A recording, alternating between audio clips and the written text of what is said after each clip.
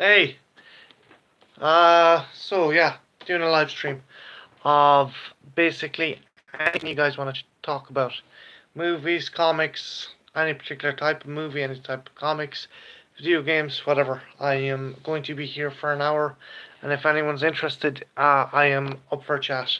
So if anyone's there, just chat away. So yeah. Hmm.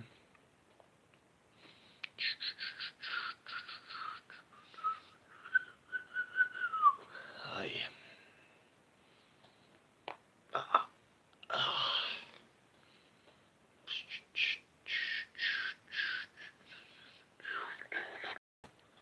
To them my wallet, little kids with stick in my pocket, little kids with the kung fu grip. You better run to them my pocket.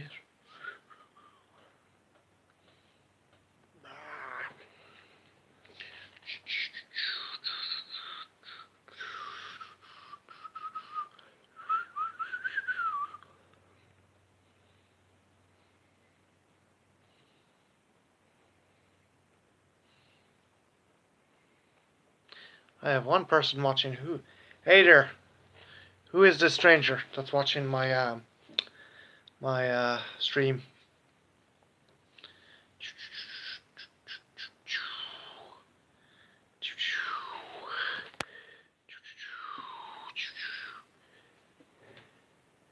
Alright.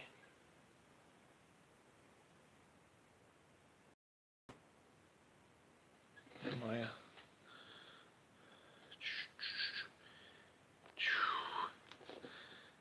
Cinco de Mayo? Huh. Cinco de Mayo.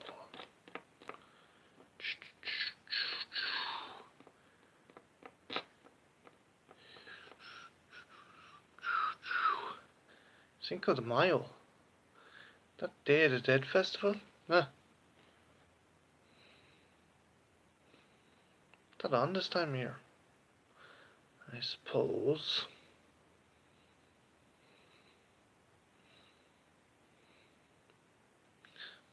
Last good movie you guys saw?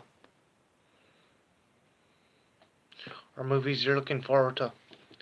Any movies you're hoping comes out and is good and not shit?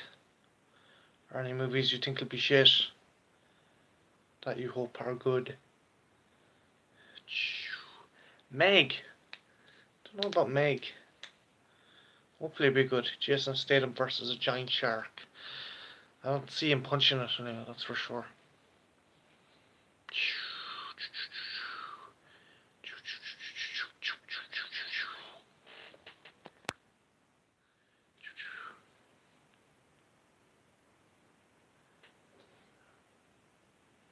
Doc.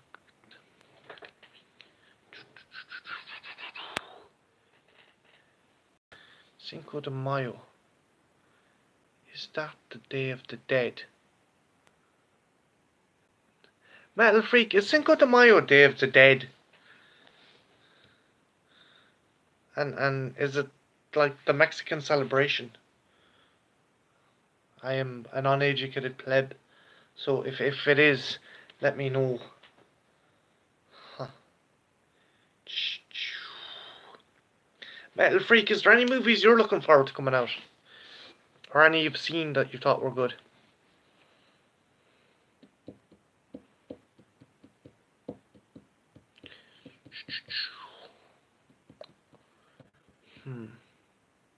Ash vs. the Evil Dead was cancelled. That kind of bugs me. But I suppose you can only do that for so long. And Bruce Campbell isn't exactly a young man, so.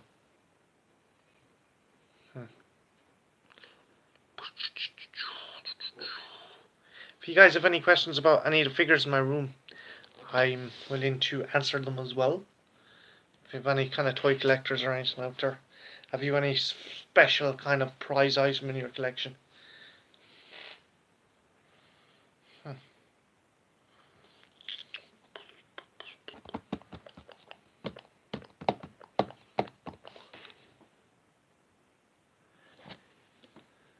Hey Atkins. Hey man.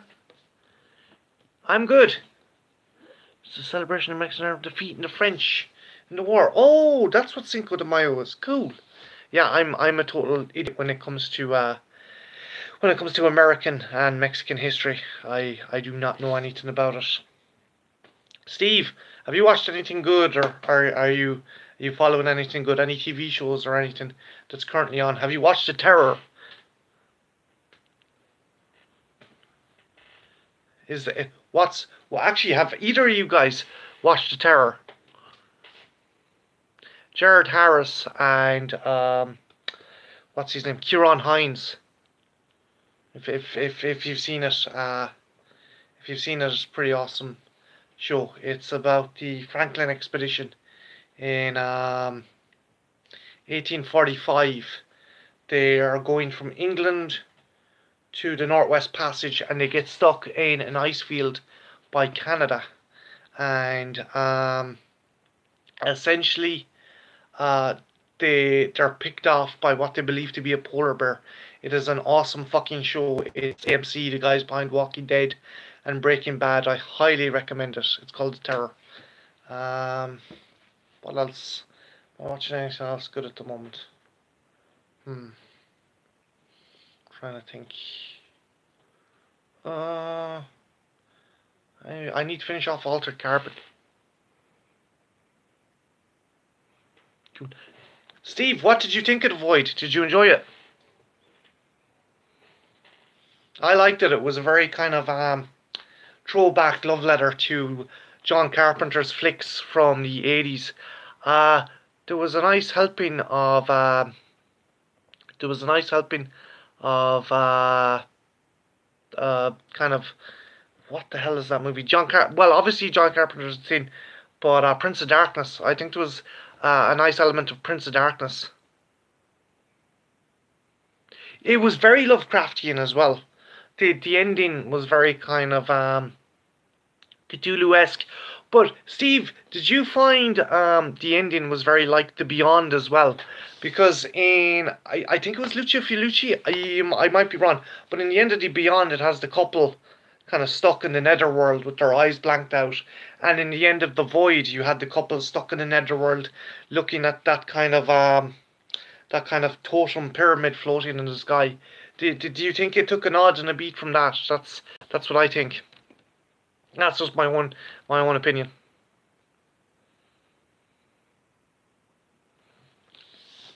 Because there was this very uneasy sense at the end of the movie that they were trapped. Prince of Darkness, it's good. It's a bit it's good, but there's some things that kind of let it down.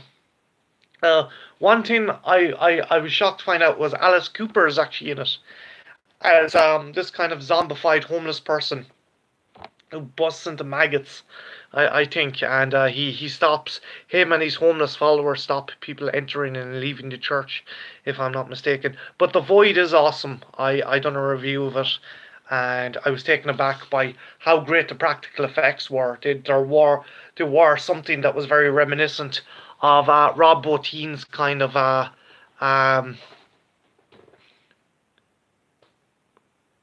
fuck yeah, he fucking busts them open, I think, actually. Um, they were um, there were kind of very Robotine-esque kind of effects in it, or Howling Mad. I can't think of your man's name, but he done Society, and he done effects for other stuff. But it was very like that. But yeah, actually, Alice Cooper. He played Freddy Krueger's father. Was it in uh fucking which Nightmare on Elm Street was he Freddy's father? It was the same one with Roseanne and fucking Tom Arnold. I can't fucking think. He in 3D. Freddy's dead. Yes. Yes, He Never Died was fucking awesome. I like how Henry Rollins played off the fact he was so fucking bored with his existence. The thank you guys. He was like he he was it was more of a nuisance to him being fucking stabbed and shot and stuff, and he kind of regained his humanity back by by fucking by saving his daughter. And there was so many good parts in that movie where your one asks him what his previous jobs were, and he's just listening off tinsmith, prisoner, army doctor, so on and such forth. He was pretty cool in that. I thought he was good.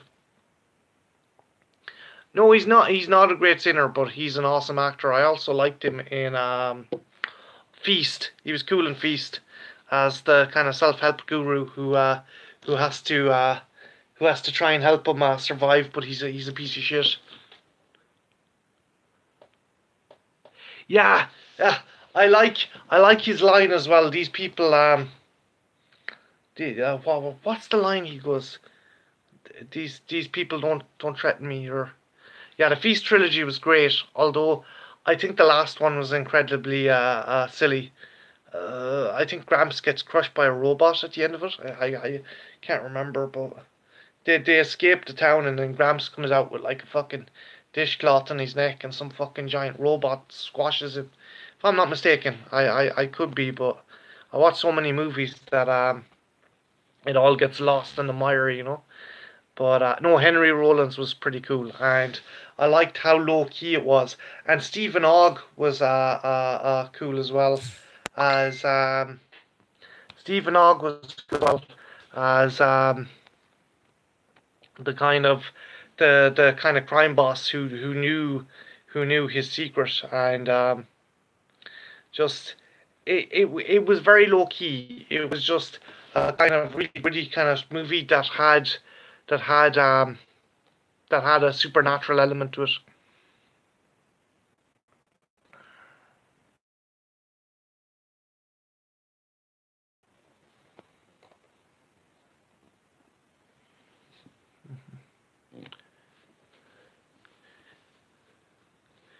Uh, Would you really need a prequel trilogy? Like, would it explain the origin of the monsters, or would it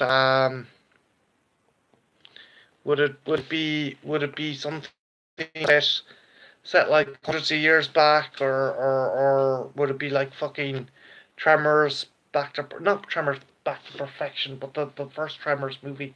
Would it be like that? I wonder. For some reason I always got the impression when watching that movie that there was like a nuclear bomb footage at the start, and it had infected roadkill, or things that were left at the side of the road. I don't know. That's what I always thought the Feast creatures were, but the Feast movies were fun, but I think they went on. They got sillier and sillier. If I'm not mistaken, was back as a monster. I again. So you guys might be able to clarify this for me. I do not know. Um, hmm, what else? What else? What else? What else? What did you think of the last season of Ash versus the Evil Dead? If you've seen it, and do you think that it was running on borrowed time as it was, or do you think that there was a bit more they could have done with it? I don't know. I think it was great. It was fun. Bruce Campbell was keeping it going, but the story wasn't the best. You know, I think that if you're going to do something like that, you have to have a good solid story to keep it continuing. And just bringing Ruby back and resetting everything, I thought that was kind of cheap. Giving Ash a daughter, I always had a fan theory that Mia was his daughter. Yeah, Steve, you're right. It felt like it was running out of steam. Campbell was the only thing that was keeping it going. I actually have not seen Stand Against Evil. Everyone's telling me it's really good. Your man who plays Dr. Cox, Riley, John C. Riley, is that it, or is that the fucking dude from Step Brothers? It's Dr. Cox from Scrubs. He looks pretty fun and pretty cool in it, and I did see one clip involving a werepony, which I thought was fucking hilarious. I think Steve Ogg was the guy who transforms into the pony in that, and yeah, I do want to see more of Santa Clarita Diet. Is that it? With Timothy Olyphant and Drew Barrymore. I think that's pretty funny. If you guys seen it, it you know what I'm talking about. The having Nathan Fillion as a disembodied head, and just it's fun and it's creepy and the characters are likable. The werepony was fucking hilarious. That clip I saw, that was the thing that was if it was going to get me to watch it, it was definitely that clip there. Um, yeah. What else? Hmm. Trying to think. Okay, kind of this might be a kind of heresy question, but do you think George Lucas, not George, fucking George Lucas, George A. Romero, he's Night of the Living Dead classic, Dawn of the Dead classic, Day of the Dead. I really love it. I really appreciate it. But do you think his latter movies, um, kind of waned, and the only reason he kind of got funding and he got a drive to make more movies was kind of the fandom, the people who love George A. Romero kind of supported him. Again, Land of the Dead is a funny, silly movie, but I don't think it was kind of like a good movie for metaphors or stuff like that. He's talking about terrorism and he's talking about social classes and divides, but I don't think that movie worked. I don't think that worked because it was in a post-apocalyptic kind of setting, and you couldn't really empathize or understand these characters who are living in this kind of walled off city dealing with zombies. The Creepshow movies were cool. The the um the Creepshow, the I enjoyed the first one definitely. Probably my favorite one was the one that had Stephen King getting infected by the meteor, the lonesome death of Jodie something I think. But they were fun, and I liked the bookend scenes with fucking Tom Atkins. He kind of he abuses his son, and the son gets one of the clippings at the back of the comic. Jodie Verrill, yeah, that's it. Thanks, Steve. I like the bookends where Steve Atkins' son uses a voodoo doll on him. I thought that was pretty awesome.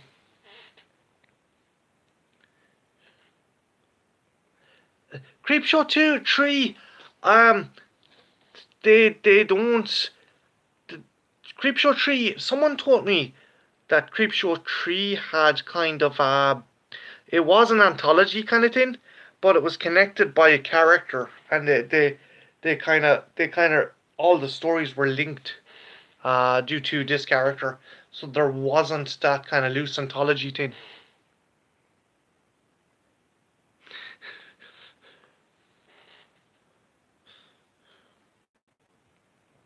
Actually, what's your favorite horror anthology series, guys? Be it movie or TV. Mine would definitely be the Dark Side. Particularly, there's an episode with uh, Ben Stiller's father. He plays this he plays this kind of shock jock who's just mean spirited and an evil piece of shit, and he's slowly turning into a demon. Trick or Treat, yeah, that was pretty cool. That the guy went on to do Krampus, if I'm not mistaken. That was a cool movie. I especially liked the segment with Anna Paquin, the werewolf kind of one. That was a cool movie. Um, but I loved Dark Side, and I don't know. Could you call The Outer Limits horror?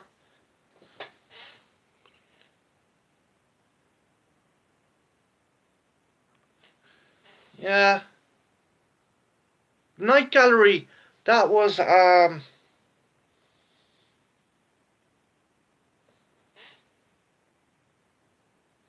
Dark Side. Yeah, Tales from the Crypt. Night Gallery. That was Rod Sterling, right, Stephen? That was his kind of follow up to the Twilight Zone. It didn't do as well, if I'm not mistaken.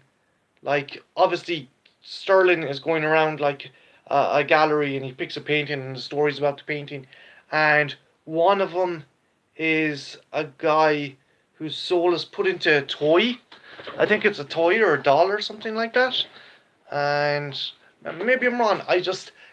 See, when you watch all kind of anthologies, they do blend into each other. Sure, fucking Twilight Zone. Twilight Zone has a massive cult following, and that was Sterling's kind of like, that was Sterling's golden goose, you know. Um, I love what is it? Terror at 2,000 feet, or with Shatner. There's somebody on the wing. There's some thing on the wing. Um, that was a good one. Or the one Jack the Night Stalker. Is that the guy who goes around in a straw fedora and he's like, he's got the suit. He's basically a gumshoe PI who has to deal with monsters, right? I think I saw one episode of that, and um, I didn't know what to think of it. I think things like Supernatural and stuff take a lot from that show, and I think Buffy even took a lot from that, but it was very before its time. I remember seeing it as a kid, and I couldn't make head nor tails of it.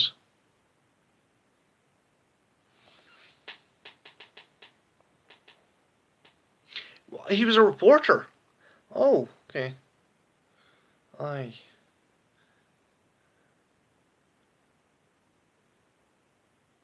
Christmas Story. Yeah. I've never seen Christmas Story. I've been told it's incredibly overrated. Um, like, the only thing I've seen of it is a GIF of the kid with the BB gun, and he's like fucking firing out the window, and they've edited with an episode of The Walking Dead where the zombies are all getting killed with headshots. I've not seen A Christmas Story. Ironically, I do know the guy who directed The Christmas Story also directed Black Christmas, so uh, I think that's kind of funny. In one end, he's done this kind of cult kind of family Christmas movie, in the other, he's done a like cult horror Christmas movie. He died in a car crash, him and his son, if I'm not mistaken. Um,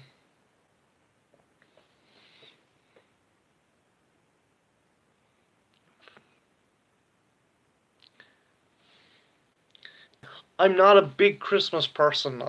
In recent years, I've gotten into Christmas because I work in retail, and if either of you guys work in retail, you know how much of a fucking pain in the ass it can be, and how much pain in the ass customers can be. Like, I know they don't mean it. I know people go crazy in Christmas time, but it's just, it takes all the goodness out of it. It's supposed to be, goodwill to all men, and it's kind of hard to have goodwill when you want to fucking murder people, you know. But enough said. Like, well, yeah.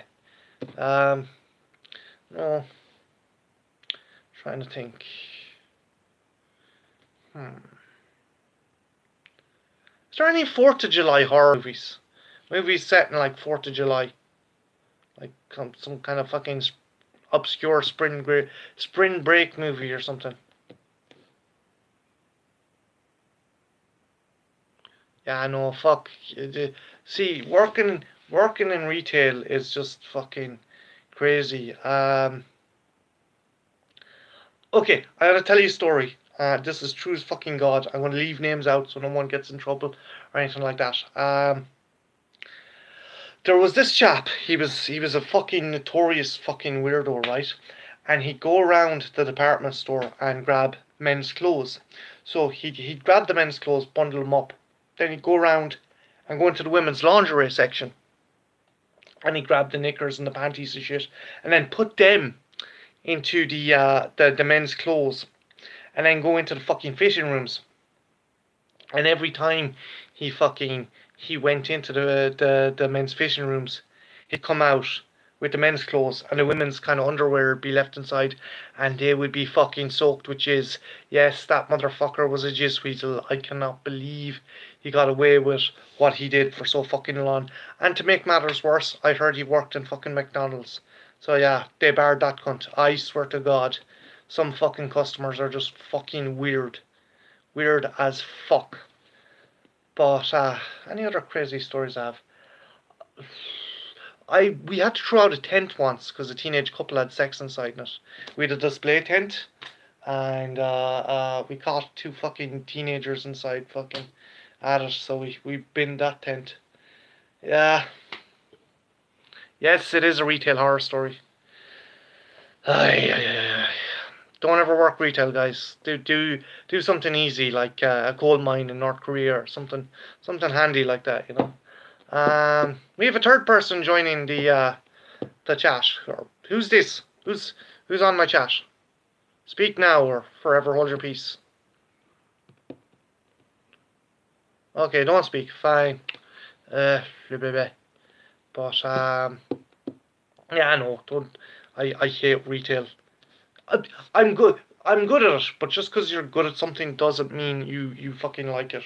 Like, there is some decent bits and customers aren't as bad, but when shit goes wrong, it goes absolutely, positively fucking wrong. Um, Kind of a bit of a history story for ye and the origins of this channel. If any of you've seen my kind of now for something completely different video, you probably already know.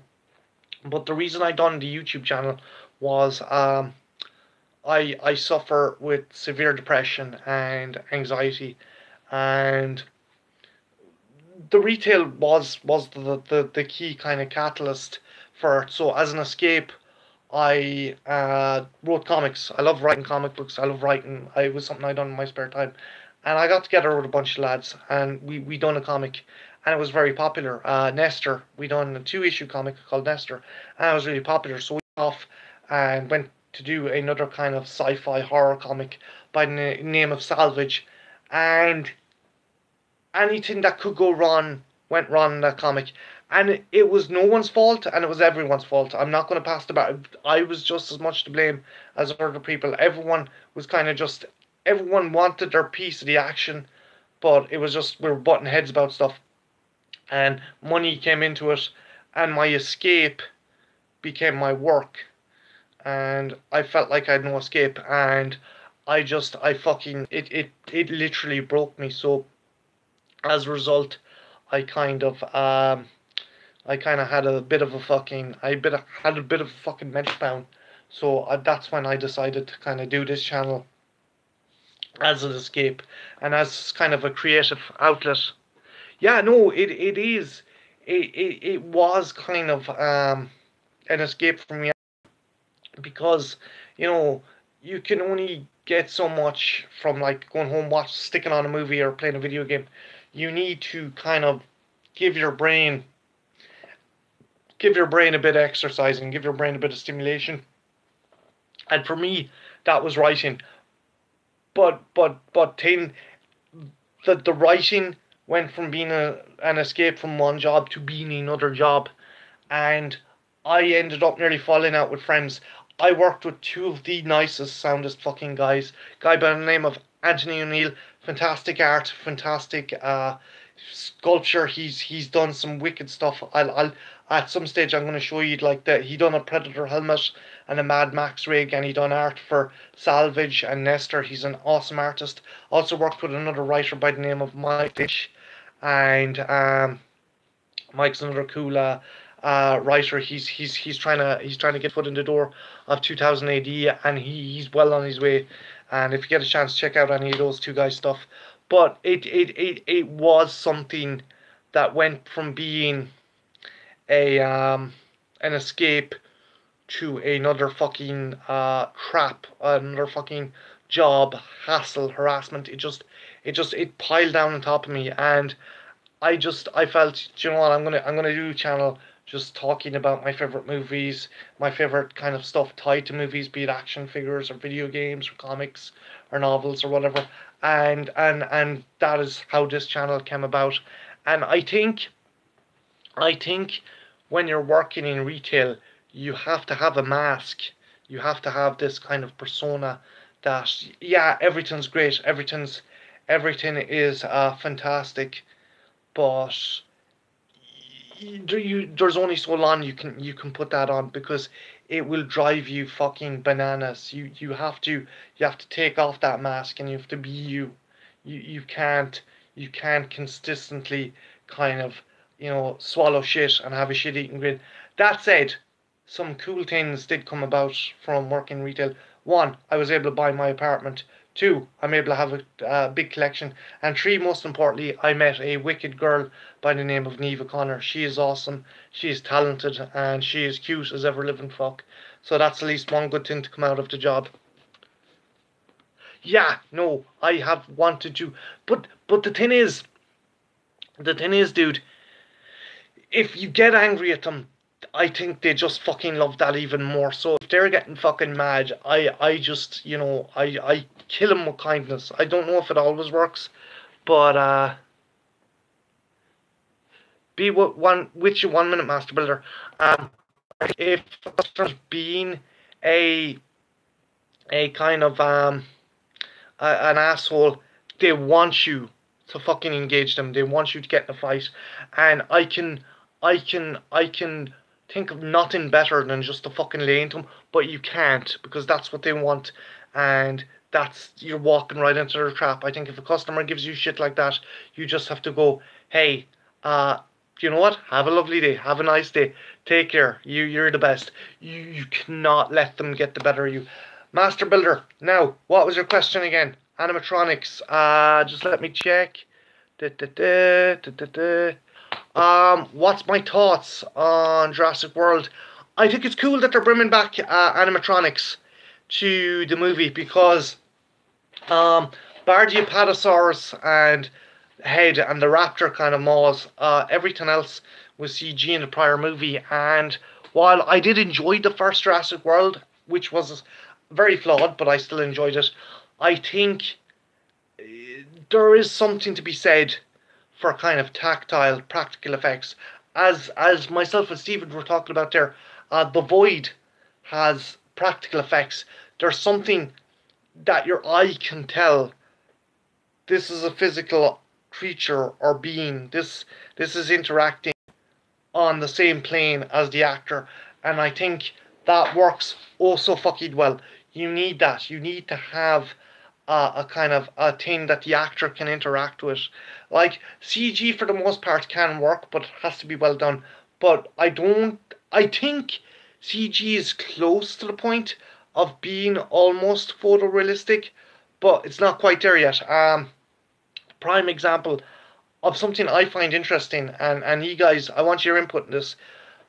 I went to see Rogue One, and Grand Admiral Tarkin is in it, and I was like, okay, that's a really good fucking that's a really good computer cushioning render, but it's still a computer, and my eye was able to pick that up right away. Then here's the weird thing: I chatted to people who didn't realize Peter Cushing was dead, and they swore by it. They swore by it that they did not think that that was a CG creation. They genuinely thought that that was a living, breathing person, and I still am dumbstruck. But I think maybe the catalyst at the back of my head that was telling me that was the CG creation, maybe that was a factor. I don't know. I just think that if you're aware that something isn't actually there, it you still have that small little spark in your head that will tell you that's a CG creation, that's not a real thing. So I think animatronics, bringing back animatronics to Jurassic World Fallen Kingdom is a fantastic step forward. The Rex animatronic looks awesome. I've also seen the Stygimoloch animatronic.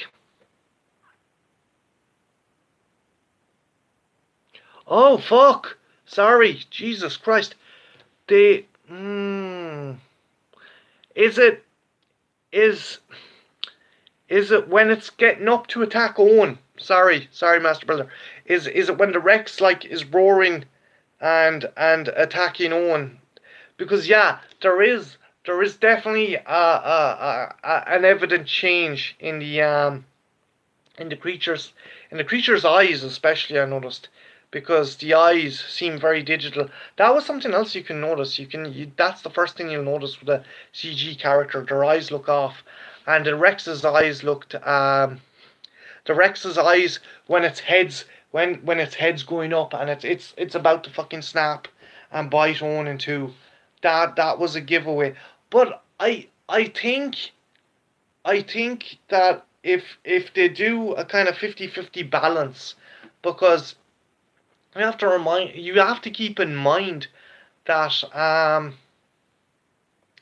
that in the original Jurassic Park there was an animatronic T-Rex that was incredibly dangerous, and you had the legendary Stan Winston and his team operating the animatronic. So, and that was out in the open. So I think um, maybe for safety's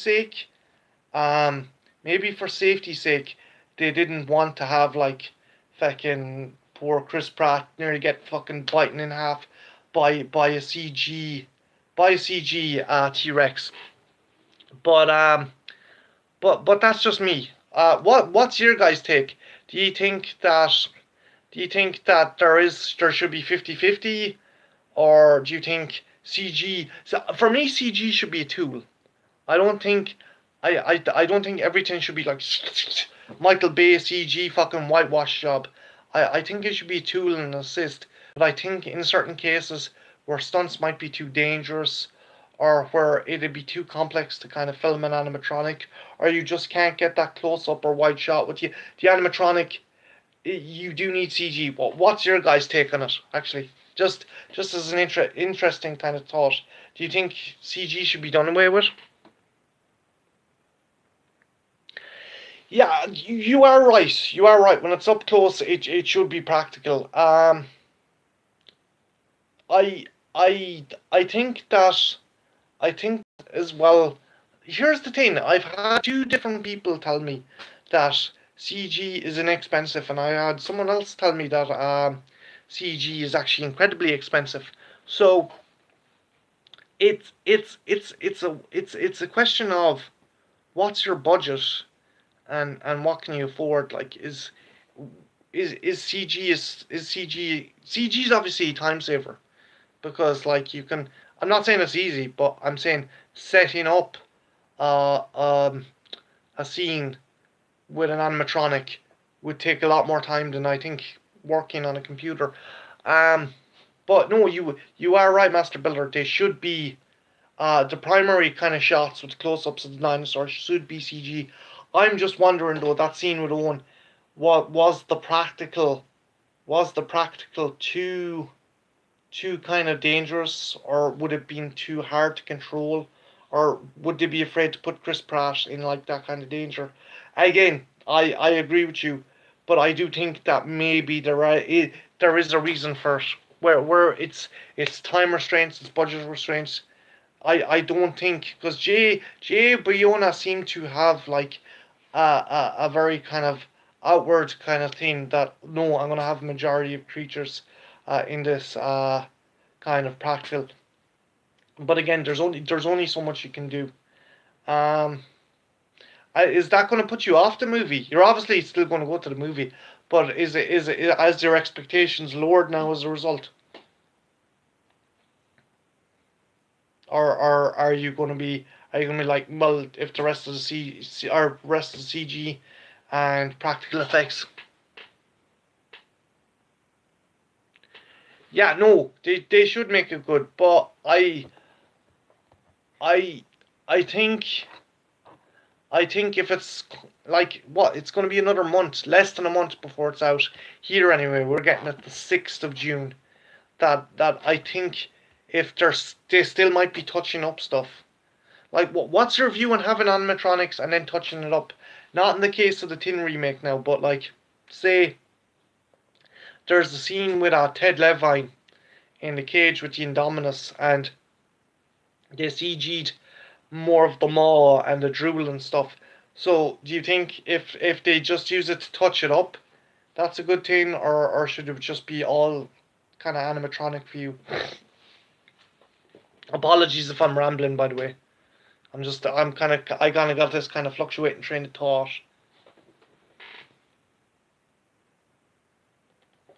Yeah, no, I'm not going to let it diminish my expectation for the movie, and I can see where you're coming from as well.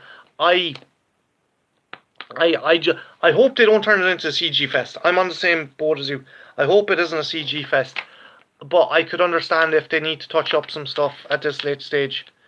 Um, have you any kind of characters you're interested in? New characters you want to know about? Ben Wheatley. I want to know what Ben Wheatley's deal is. The game hunter is. He's obviously a villain. I'm fairly sure he's a villain, and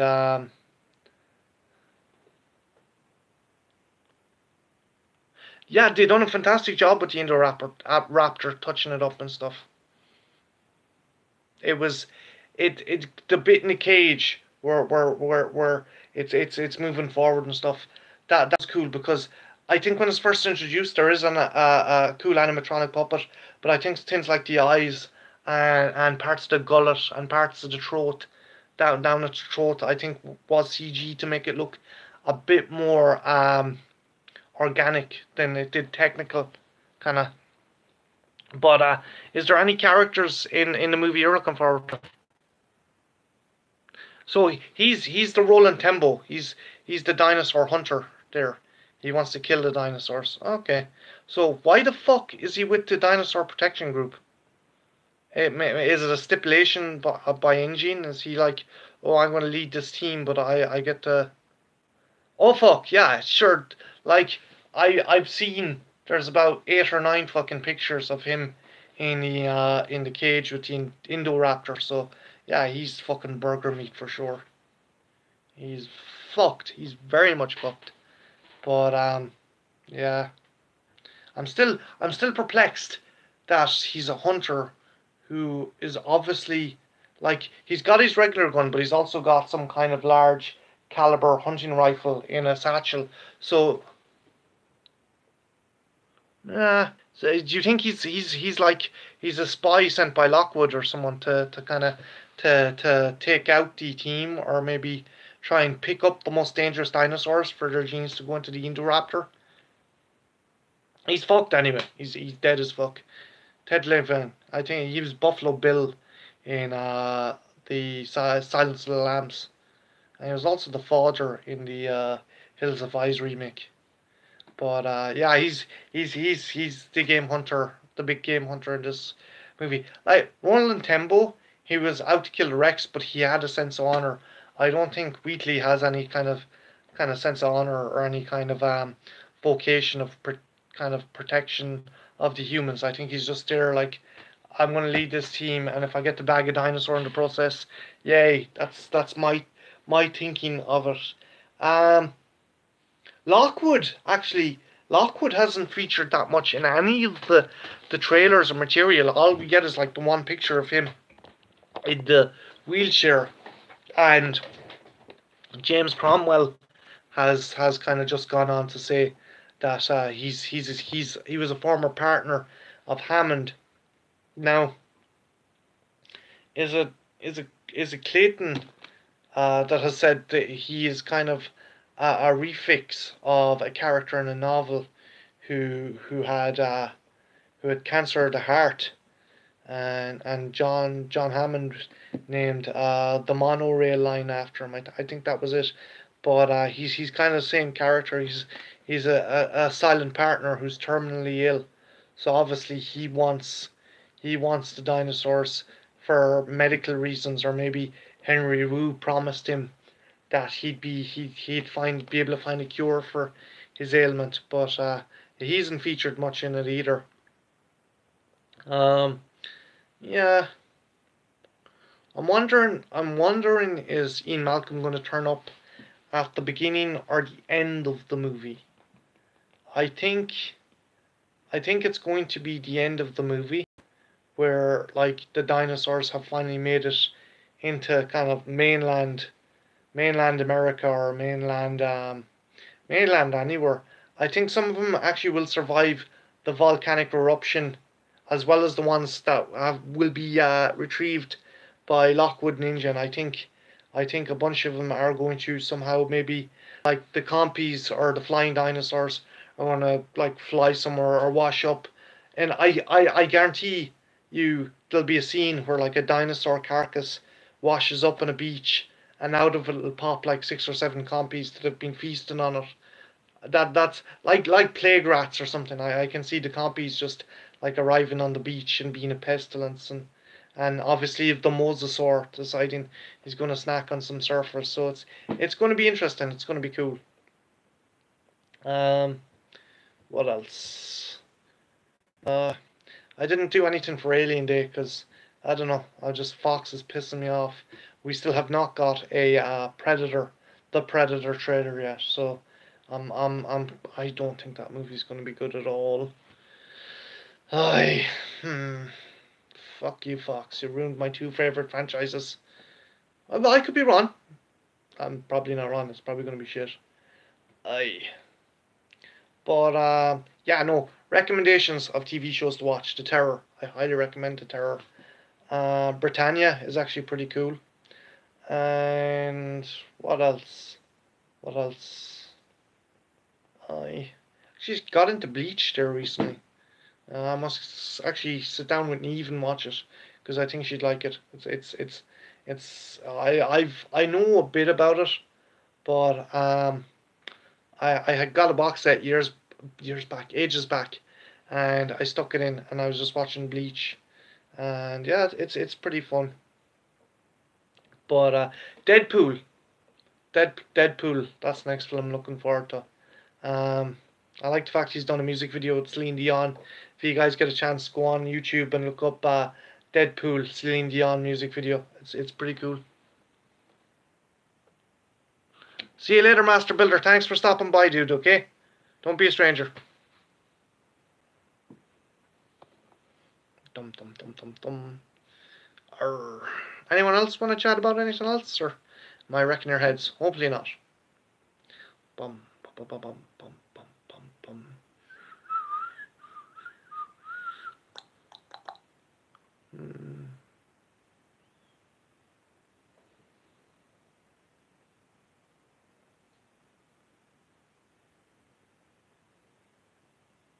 I'll send you a link to the Deadpool Celine Dion trailer.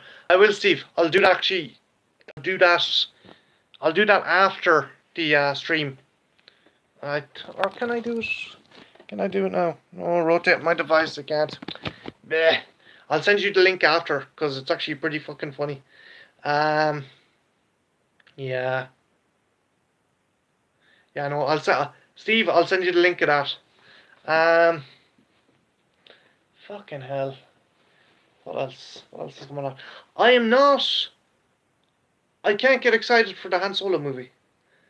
Because I can't get excited for the guy playing Han Solo. Lando looks cool. Donald Glover, aka Childish Gambino, looks awesome. He's got the swagger and he's got the charm. I actually, an interview of, I have it's over there, an interview of Total Film, he was just saying that he sat down and had a chat with Billy D. Williams, and he was going, okay, will I chat? Will I try this? Do you want me to do this? Do you want me to do this? Billy D. Williams just said, look, do what you want, but just be charming while you do it. And that's it.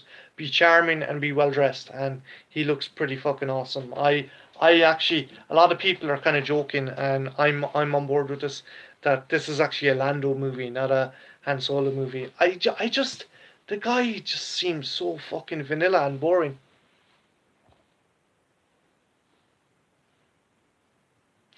But the thing is, there was a movie called Age of Adeline, if I'm not mistaken, and Harrison Ford, he meets Blake Lively, who doesn't age, but there was an actor they got to portray a young Harrison Ford. Wasn't the greatest actor, but by fuck, he had the nuances down, and he looked the fucking part. I forget the guy's name, but it was like fucking someone had stolen Harrison Ford's blood and cloned a fucking younger version of him. And yeah, he looked he looked fucking awesome. He should have been he should have been Han Solo. He even put up a thing on YouTube where he's doing kind of like Han Solo's famous lines to try and get hype behind it. But those things never work. I remember Stephen Lan wanted to be Cable because all the fans wanted him to be Cable, and there was like a kind of Kickstarter to get Stephen Lan as Cable, but he didn't. None of those things work. It's all up to Hollywood execs. And who do they think is popular? River Phoenix was cool. River Phoenix was awesome.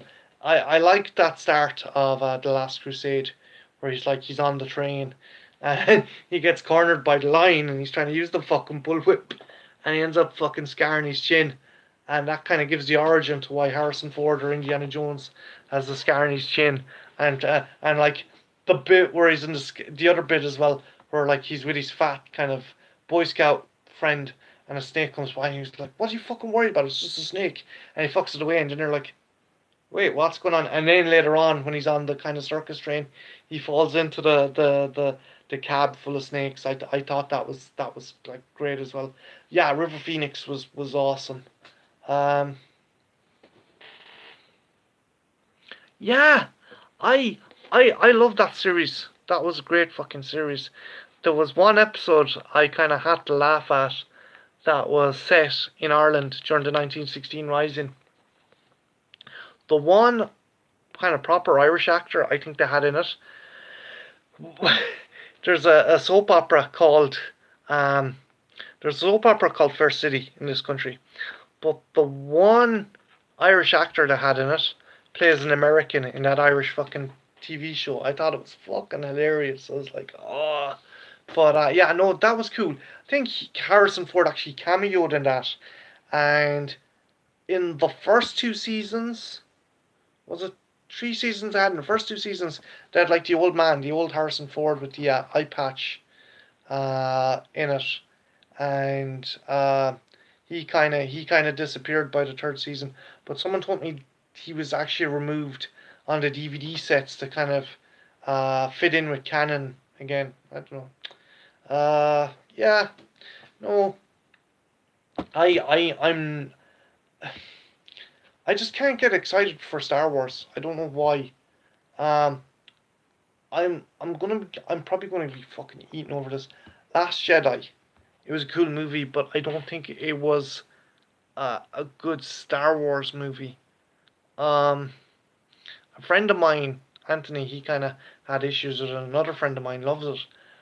But my thing with it is it's science fantasy. It's not science fiction. It's good guys, bad guys, and space wizards. You shouldn't go down a philosophical or intellectual kind of rabbit hole too much with Star Wars, and I think that's what Ryan Johnson did. I think he made it a bit deeper than it should have been. Still a great movie, but it deviated too much from the feel of Star Wars, and I think it's bled into the spin-off movies as well. Um, like my nephew, he's 11. I went showing him Last Jedi, and he was bored to fucking tears. And I was like, it's kind of a bad job when like a fucking 11-year-old isn't getting excited because he's watching Star Wars. But yeah, the other movies as well. I think I think they're getting too big for their boots. I think they're like, yes, Force Awakens is so popular, we can do whatever we want, and we can experiment and stuff. And maybe it is a kind of answer to people going, oh, Force Awakens was just a rehash of New Hope and stuff. But it did well. If something isn't broke, don't don't fix it. And the thing was, they did fix Star Wars. They fixed the prequel movies with Force Awakens, and they went back and they went back to basics. They had likable characters, they had people you wanted to root for, and they had a simple premise of of powerful villains against kind of the underdog rebels, and again, it's nothing, it's nothing new, it's nothing it's nothing kind of fresh and vibrant. Then again, what is? And again, the original Star Wars movies, like they were Lucas took inspiration from fucking Flash Gordon. He took inspiration from Akira Kurosawa's The Hidden Fortress. It's just no, you're right. It's money. It's all money. And the thing is, I think that there's more of an emphasis focus on kind of merchandise and marketing and everything, and the story and creativity. Again, Rian Johnson, he done a cool movie. It didn't feel like Star Wars, and I think it deviated too much from what Star Wars was. Again, I it wasn't a bad movie, but it didn't function as a Star Wars movie. Like again, I took my 11-year-old. No, I didn't take him to see it. I had it on Blu-ray and let him watch it. I let my 11-year-old kind of nephew watch it, and he was bored as fuck.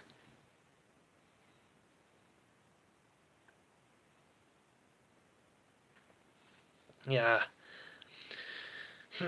Steve? What was your view on Last Jedi? Have you seen it? And do you think it was a bit too much of a departure from the kind of Star Wars formula?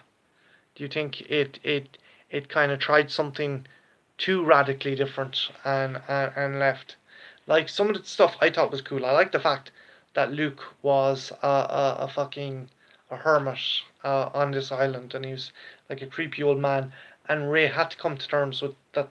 This this was the person she heard stories about. Like she had to come to terms with the fact that she has to separate legend from truth, and like this is a mortal man. This is a guy who had to deal with shit. Again, that was a cool concept, but I think like there was a very kind of deep kind of thing going on there that you'd lose kids on. Like, kids like fucking Chewie and fucking BB-8 and C-3PO and God love them, even Ewoks. Like fucking, you know that there's something kids can get behind. Yay, little fucking fuzzy bears beating up people. But this, I think this was just that wee bit more somber, and not in the fucking Empire Strikes Back kind of way either. I think it was just that bit too serious, and the fun was kind of they do seem to be kind of slightly steering to the prequel kind of format of like political fucking intrigue and espionage, and they're like, no, kids want good guys, bad guys, laser wizards, and fucking big robot fucking yokes.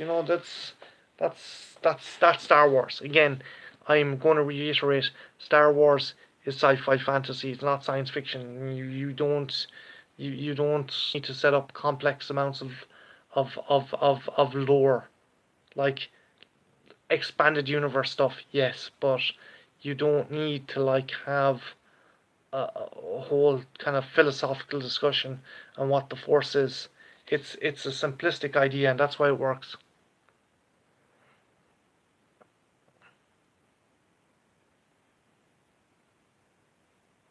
Yeah, it's just mm, I'm going to be interested to see where they go with it, cause again, and if like even if you watched the likes of Matthew Brando or other kind of toy reviewers, and even going in town with Neve, I noticed there are so many fucking Star Wars toys in discount bins and hanging on pegs, and it's just like kids aren't interested. Kids don't want fucking Star Wars. It's adults like myself that are buying the fucking toys, and it's kind of sad. It's kind of the Star Wars came back, and it's been nearly snuffed out as quickly as it's come. Aye. Okay.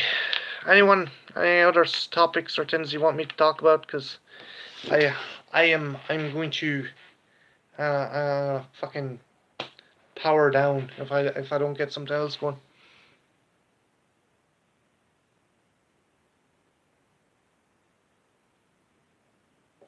Yeah, that's a good point as well, Steve. Because like um a friend of mine, my housemate, we got into a discussion about like how people are bitching about the Teenage Mutant Ninja Turtles, how like Michelangelo uses a laser yo-yo, and I was a bit miffed. And then John made the point is like, it's a cartoon. It's not made for us. We're guys in our 30s. We can't be getting upset over fucking Ninja Turtles. And he's right. It's we're not the demographic anymore.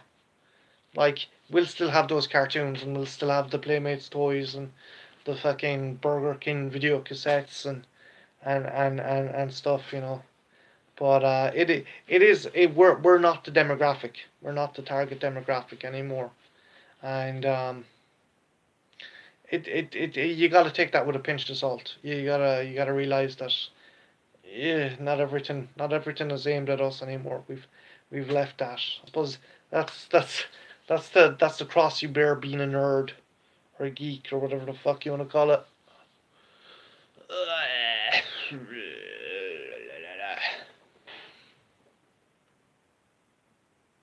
Yeah, no, fucking you hit the nail on the head, Steve. You can love something as much, but it's a medium. It's there to make money, and it has to keep fresh and vibrant, and has to kind of be keyed in with fucking the new generation, the next generation. That's like why you fucking Michelangelo listening to fucking Jay-Z and kind of all this kind of shit, you know. But eh, I don't know. Uh, Will we ever see a follow up to Kill Bill? Probably not. What's your thoughts? Will there be a follow up to Kill Bill? I doubt it. Tarantino's like Valve. He doesn't do anything trees. He'd never do a sequel. I don't think he's like he's always teased about doing sequels. Like he's always teased about doing the Vega brothers with like Michael Madsen and John Travolta, but that would never come to fruition. I think someone with too many ideas gets nothing done. I suffer from that as well. When you have so many ideas, you're like, oh, I got all these ideas, and goes, have you any of them published or put in paper? And like, no, because you're so busy making up more fucking ideas, and you never follow up on that shit. So that's the thing. I Yeah, Tarantino wasn't long fucking throwing fucking Harvey Weinstein under the bus either. Yeah, did way too much time has passed. Like they're too fucking old, and fucking Michael Madsen, he's not even relevant anymore, and John Travolta's just a pervert. So yeah.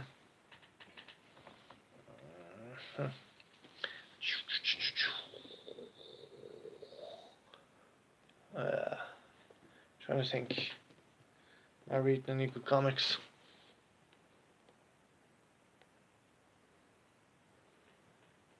Well, that's a good point as well. Actually, I've fucking never dawned on me because yeah, fucking Travolta gets shot coming out of the jacks, and fucking Mr. Orange fucking ventilates fucking Mr. Blonde.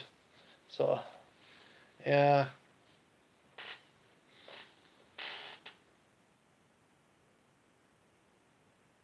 Dark Knight's metal thoughts. Is that is that the I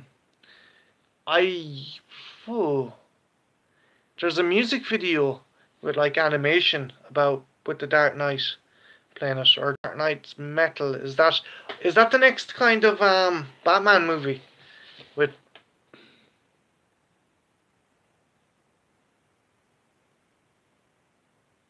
hmm, hmm. I'm one of these guys who kind of I'm not that big into Batman anymore. I used to, and then just people just fucking lorded over him.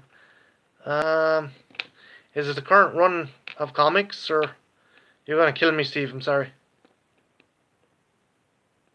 Oh fuck! I haven't he looks like fucking Judge Death, doesn't he? He's got the grill over his eyes, and he's a bunch of fucking robins on a leash, if I'm not mistaken. Is that the one? Yeah, yeah. He's got the evil grin.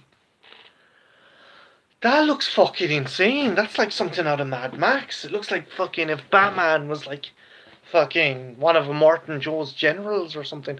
I haven't read it. Is it good? Um, it looks fucking insane.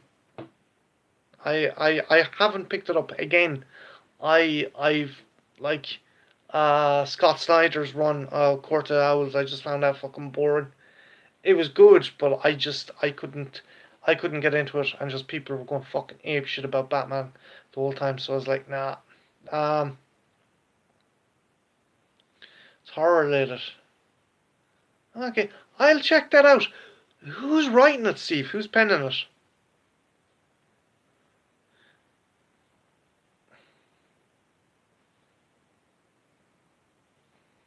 It's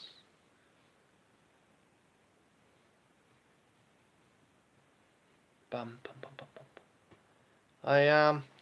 I'll definitely give it a look. I what am I reading at the moment? Reading a bit of Punisher at the moment. And I've started reading Outcast as well. Robert Kirkman's new kind of horror one. I kind of, I, I find it sometimes I find it really hard to read superhero stories. Scott Snyder, yeah. See, I wasn't a fan of Court of Owls. That might put me off. But from what I've seen and from what you're telling me, I'll give it a go. Um, my birthday's coming up soon, so I might do a big fucking buy of comics when I head up to Dublin with Neve for her birthday. Definitely going to go into Forbidden Planet Sub City, so I'll have a gawk then. And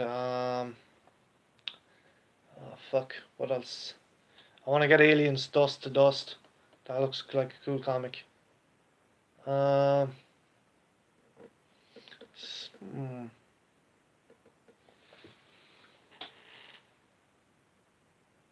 Oh yeah, Morpheus.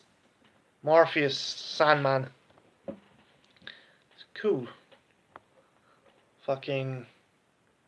If you read any of the DC Vertigo books, have is has the new kind of 52 or the new DC universe cannibalized all the Vertigo characters? Because I know John Constantine has been moved permanently into the DC universe.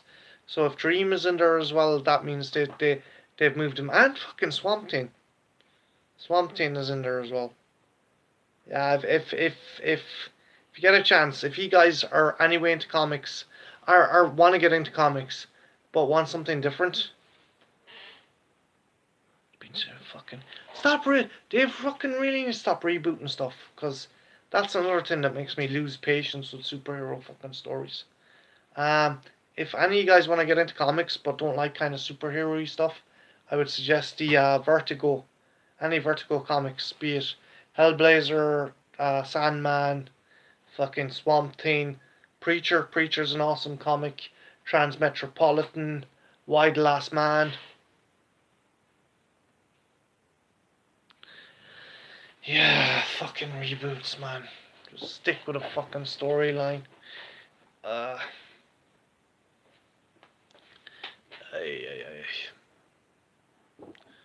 fucking. They're going rebooting the Alien universe again. They have a new kind of Dark Horse. What's that cop show Alan Moore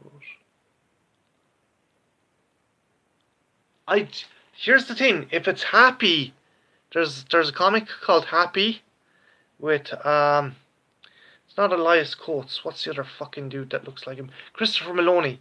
There's a series coming out called Happy, Christopher Maloney, but that wasn't Alan Moore. It's actually Grant Morrison, I think.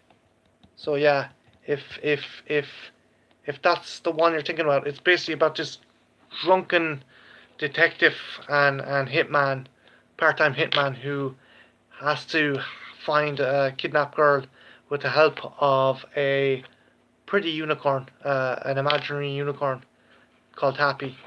Is that the one you're thinking of, Steve? Because that is Morrison. I'm nearly 100% sure it's Grant Morrison. Pum pum pum pum pum pum.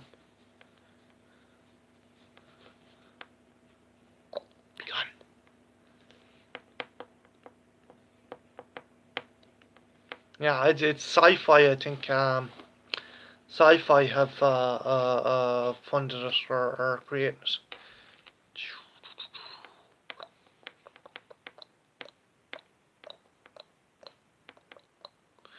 What other comics?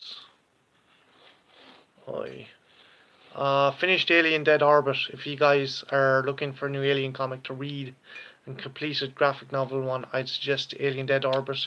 It's James Stokoe. He done a really cool Godzilla half-century war comic, and this one actually chronicles all the major kind of Godzilla movies as seen from the eyes of a soldier on the ground. It's pretty cool. Top 10, I think that was the title. Oh. I have not heard anything about that. Any idea what channel it's coming to?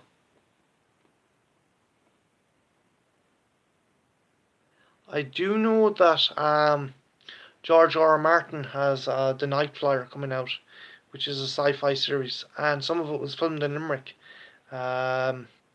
My cousin was working on the some of the sets, so yeah, she said it looked pretty ambitious.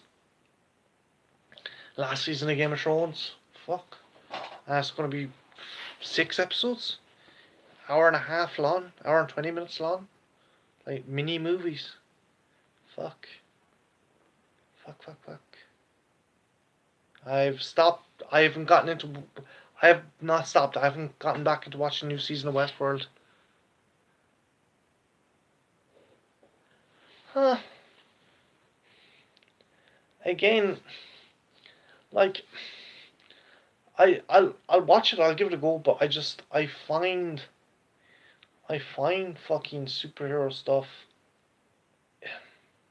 It's hard to kind of keep it fresh.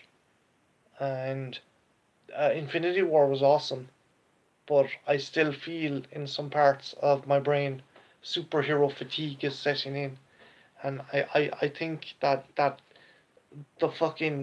it hasn't happened yet, but when the fucking arse falls out of that boat, it's gonna be a shock to a lot of people.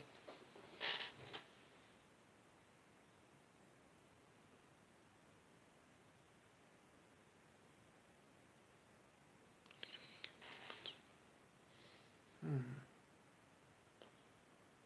I will give that a look.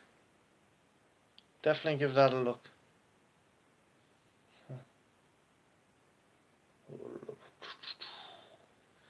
Yeah. Hmm. Is there 3 books in the series? Is Steve? Is it DC Vertigo that releases, or is it regular DC, or is it Marvel? Although I don't think fucking Moore has worked for Marvel in ages. He had a falling out with although that was a falling out with DC over a character called Miracle Man. Hmm. Christ, I need to catch up on my comic book knowledge. Steve, actually, what's your favorite long running kind of comic series? Kind of obscure one that you enjoy that when you tell people about it, they're like, "What the fuck?"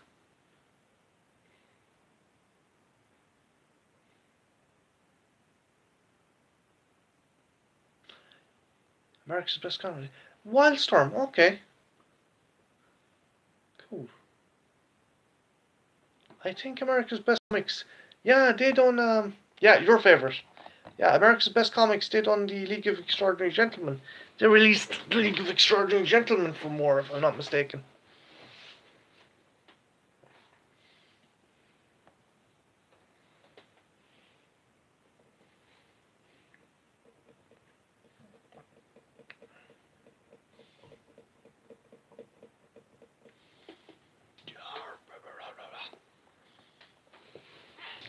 Planetary at the moment.